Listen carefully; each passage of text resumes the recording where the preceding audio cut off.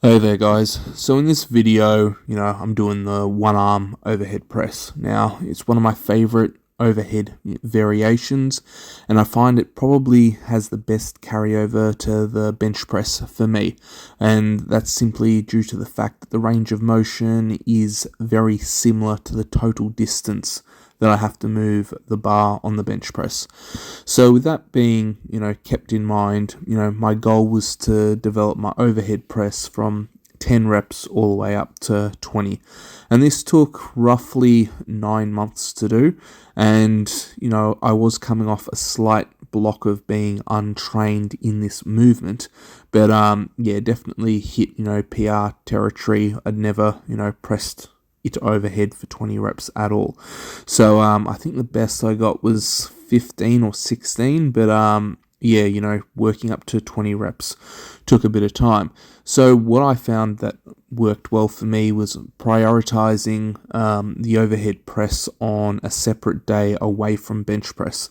Now, normally, I bench press on a Monday, and then I'd typically do my overhead work then.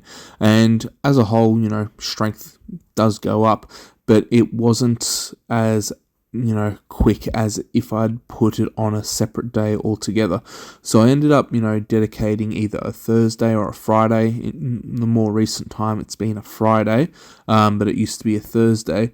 But yeah, a dedicated day where I started, my training with that particular movement. Now, I found if I, trained it heavy on a Friday, when Monday rolled around for bench press, delts hadn't quite recovered enough for heavy bench, but long term, I knew developing overhead press is going to help my bench press anyway. So if I'm under a little bit of a cloud of fatigue on the bench day, then, I'm not going to think too negatively of it, because overall I'm still sending the reps north, I'm still getting stronger, and my bench press is still improving. So yeah, I kept that in mind. Now, in terms of sets and reps, I opted for generally 2 top working sets, and I then did, 2 back off sets. Warm-ups, I'd start with 26 kilos for a set of 10, and 36 kilos for a set of 10, 46 kilos for a set of 10, and then the 56 kilos, which I'm pressing. So yeah, as I got stronger, when I was hitting the 20 rep mark, then, give myself a decent break and then aim for another set of 10 to 15. I'd never chase the exact same numbers that I hit on the top set, just because, fatigue, I just couldn't hit it. So I just made sure that, the movement pattern was left in a clean state. After hitting 2 top working sets, with a 56, I then dropped it down typically to either 46 and then knocked out a set of 10, or I'd drop it down to 36 kilos and knock out, 2 sets of 20. And that was just to give, the additional volume into the shoulders and triceps. And if you look at the movement and how I'm pressing it overhead, you can see that triceps play a huge role in it. If I was to lean a bit more to the side, in a way you could argue that it is a heavy tricep extension movement, as there isn't as much flexion of the shoulder. But, as a whole, yeah, definitely shoulders get worked thoroughly. And the other thing that it does is it hits the upper back, because the upper back just has to stabilize the scapula, and you need a firm foundation to press from. So that's, the idea with the additional volume. And I've found, training upper back and back in general for me has always responded better with higher volume and more so, time under tension in a particular set. When I say volume, I don't necessarily mean doing like 10 sets of 10. I just mean volume within the set. So you could almost categorize it as, strength endurance work.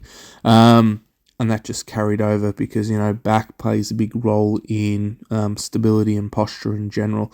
So, I was trying to work it from that perspective. Yeah, I do some heavier movements, obviously, to make the back grow.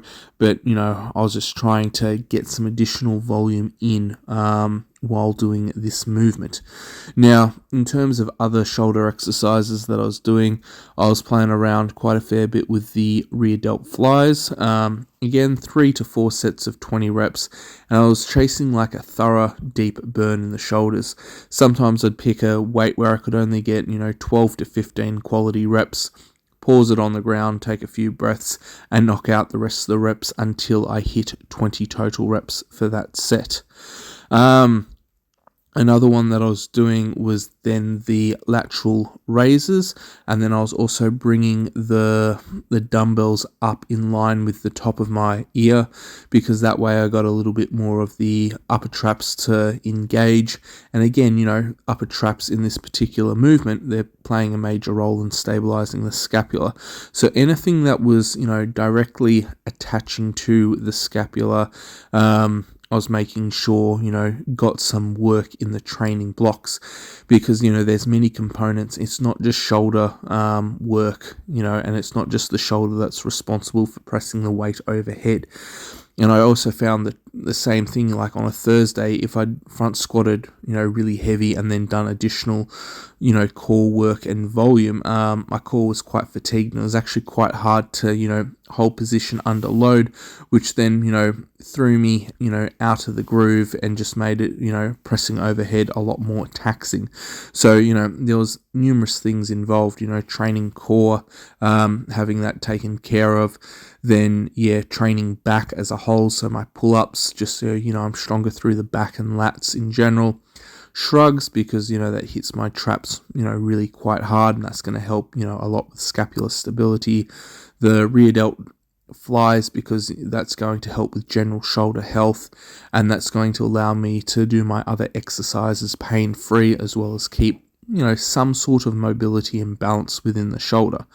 Lateral razors, again, because that's going to hit more of the upper trap, still work the delts from a different angle, but it was a movement that I could also do with a little bit of body English, and I wasn't too concerned about, form breaking down to the point where I'd get injured. It's just not one of those sort of movements. And, lateral razors are different in the fact that you can really accelerate the concentric phase of the lift, because, the shape of the deltoid is designed in a way to generate power, as opposed to holding a weight statically, like isometrically. So with the lateral razors, you could be quite forceful and generate power, bring the dumbbell up in line with the top of the ear, and then, control it the best you sort of can, back down to the side of your body. I wasn't going for a slow eccentric contraction on the way down, but at the same time, I wasn't letting it free fall.